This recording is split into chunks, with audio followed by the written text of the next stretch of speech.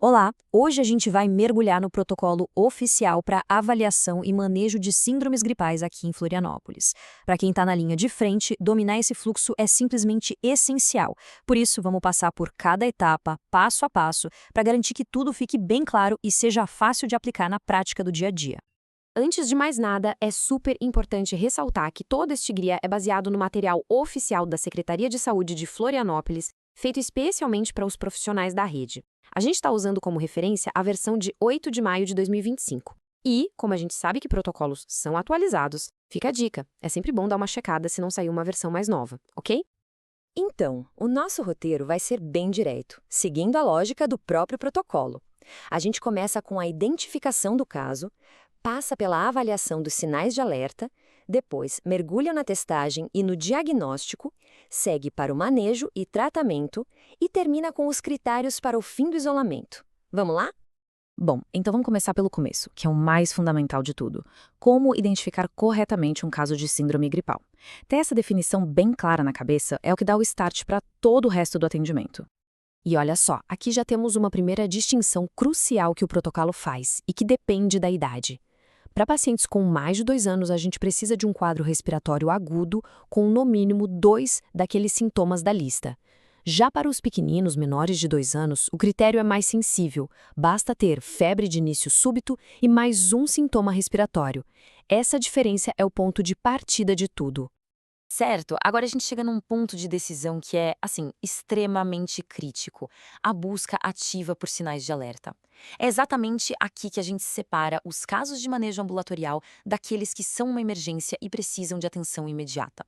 Essa pergunta aqui é a chave de tudo nesse momento do atendimento. É a pergunta que tem que ser feita para todo paciente com síndrome gripal. A presença de um único sinal, apenas um dos que a gente vai ver a seguir, já classifica o quadro como síndrome respiratória aguda grave, SRAG, e muda toda a conduta.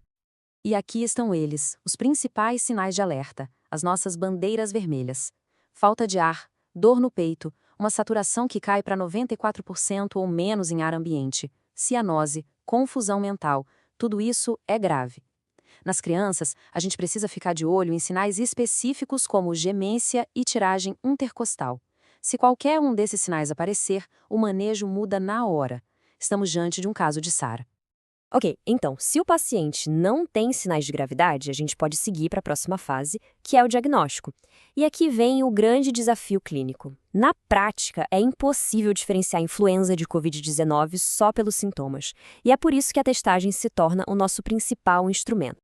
Então, a regra de ouro do protocolo é esta: todo e qualquer caso de síndrome gripal é considerado suspeito tanto para a influenza quanto para a Covid-19. E a investigação sempre começa com o teste rápido de antígeno para o SARS-CoV-2, o famoso TRAG. Vamos decifrar esse fluxograma juntos, passo a passo. A gente começa com o primeiro teste rápido. Se ele der positivo, ótimo, temos a confirmação de Covid-19 e a conduta segue a partir daí. Agora, se o resultado for negativo, o caminho se abre. O paciente passa a ser manejado como suspeito de ambas as doenças, e a gente já agenda um segundo teste rápido e avalia se precisa começar o oseltamivir para a influenza. Esse segundo teste, feito entre 48 e 72 horas depois, funciona como um tira-teima. Se ele vier positivo, confirma o diagnóstico de Covid-19. Mas se ele der negativo de novo, aí sim o protocolo ambulatorial considera a Covid-19 descartada. E o nosso foco se volta totalmente para o manejo de influenza, claro, se a suspeita clínica inicial continuar fazendo sentido. Beleza. Com o caminho do diagnóstico mais claro, a gente entra na parte de manejo e tratamento. Isso envolve desde o alívio dos sintomas e o isolamento até, nos casos indicados, o uso de antivirais específicos. E uma coisa legal é que, independentemente do vírus, os cuidados de suporte iniciais são os mesmos para todo mundo. O foco é total no conforto e na segurança do paciente. Orientar o isolamento, reforçar a higiene, controlar a febre e a dor com paracetamol ou dipirona e insistir muito na hidratação. Ah, e um ponto que o protocolo martela: não prescrever corticoides de rotina nesses casos de jeito nenhum. E falando em medicamentos, tem outro alerta bem importante que vem das notas técnicas. O protocolo é bem claro em desaconselhar fortemente o uso rotineiro de anti-inflamatórios não esteroidais, os AINES, como o ibuprofeno. Vamos entender o porquê. Essa cautela toda com os AINES tem alguns motivos. Primeiro, eles podem mascarar uma piora do quadro, o que é perigoso. Segundo, há uma preocupação de que possam interferir na resposta imune. E talvez o mais importante é que a gente tem alternativas mais seguras e que funcionam muito bem, como o paracetamol e a dipirona, para cuidar da febre e da dor. Agora sim, vamos falar do tratamento específico. Começando pela influenza. Quando é que a gente pensa em prescrever o oseltamivir? A indicação é bem precisa. Para pacientes com suspeita de influenza, que fazem parte de um grupo de risco e, muito importante, que estejam nas primeiras 48 horas de sintomas.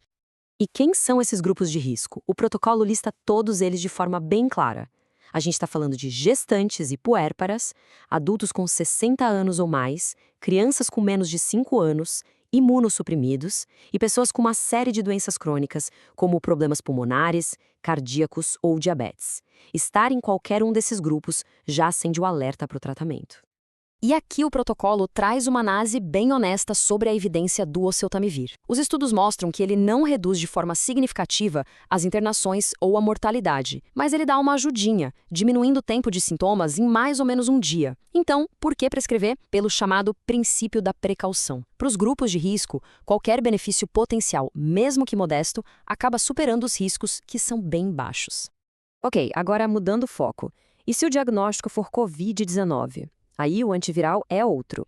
A gente passa a considerar o nirmatrelvir/ritonavir, mas a decisão de prescrever também segue critérios bem definidos.